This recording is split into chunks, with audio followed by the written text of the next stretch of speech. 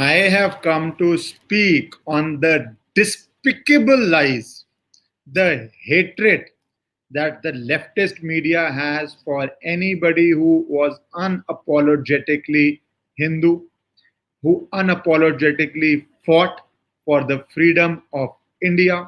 And one of the top notch names in that is the name of Veer Savarkar, whom they absolutely hate and whom they have now had to apologize for defaming.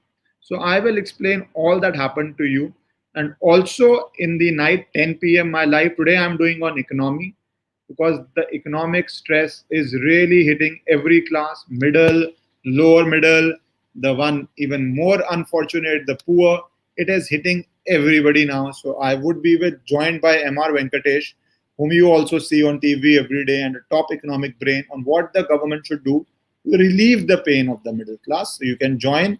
And if you are listening for the first time, please subscribe, press the bell icon, and we will have these topics very often. What has happened?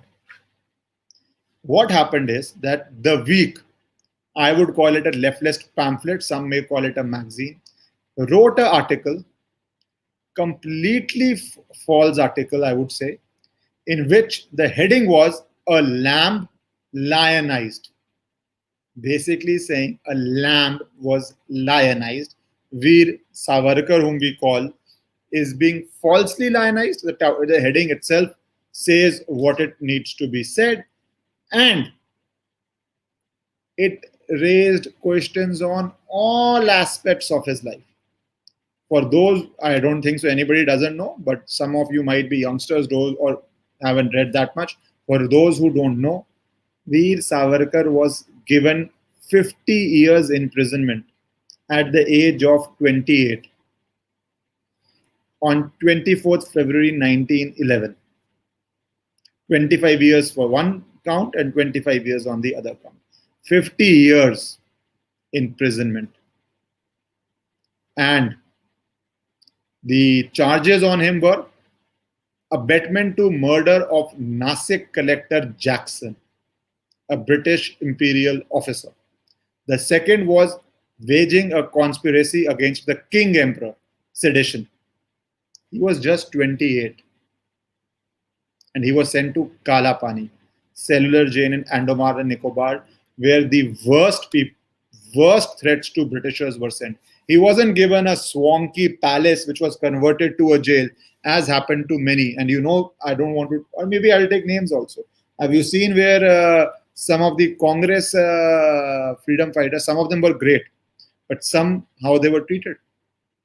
This was a man who was sent to Kala Pani. It wasn't a palace or a mansion converted to a makeshift jail, as happened for some. He was sent to Kala Pani, small jail, at the age of 28. And there he was tortured. There are enough documents to show how he was tortured, how manual labor used to be given, how the Britishers wanted to break the spirit of such people. And you have a headline in the week, a lamb lionized, published on 24th January 2016. And now, this I want to share with you. They have had to apologize for it. The family members fought a case. This legal recourse that they took. And now, an article concerning Vinayak Damodar Savarkar. They will still not say Veer Savarkar. It will choke in their throats under the title, but we don't need them. They don't even need to say it. The nation knows.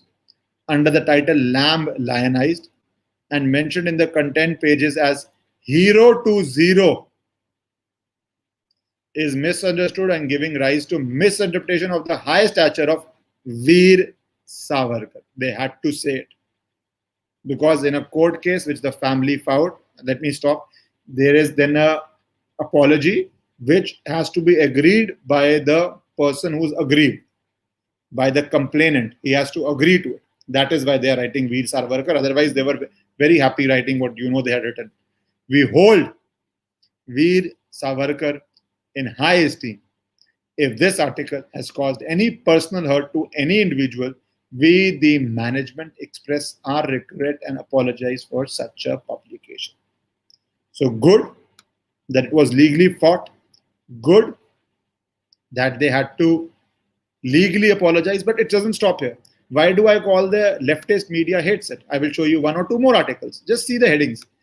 Nothing much. Just see the headings. Scroll. Was Veer Savarkar really that brave? Who's the writer? You won't be surprised. It is Ajaz Ashraf. History Revisited. Was Veer Savarkar really all that brave?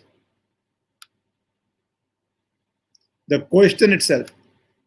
A 28-year-old man who fights for India's independence, who gets punished for 50 years for waging war against the King Emperor, who spends decades in a jail which was tiny, a man who had everything life had to offer, educated, well-read.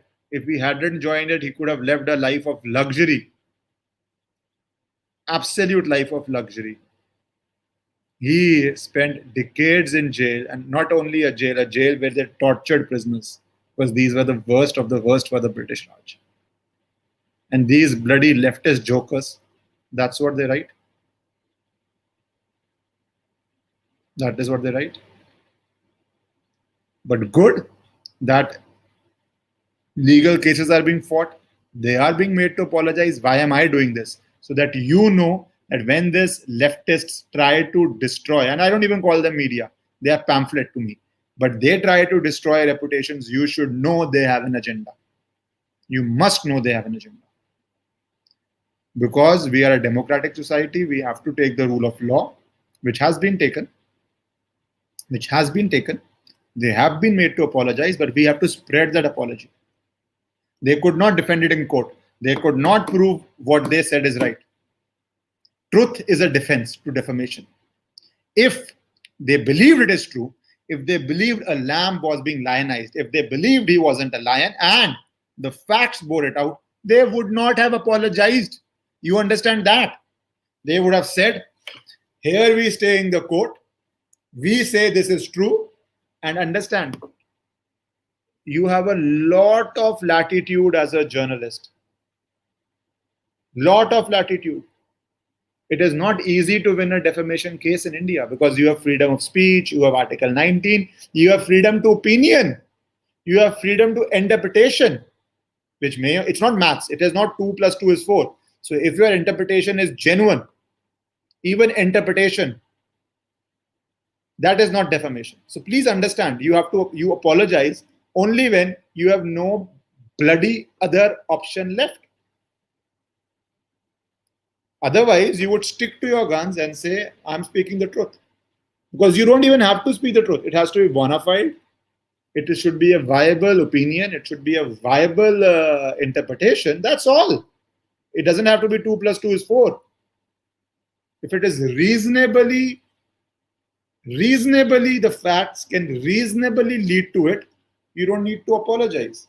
So the advantage is to the man making the speech. Please understand again. The advantage is to the man, woman, anybody, a citizen.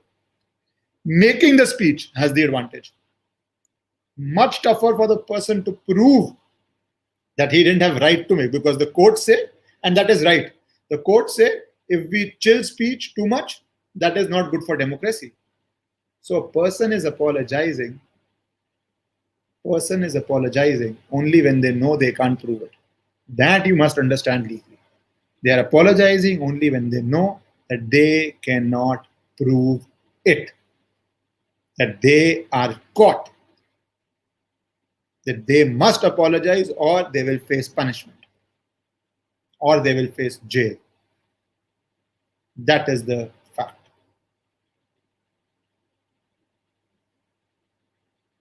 Okay, I will take some questions because this is free speech. Yeah, okay.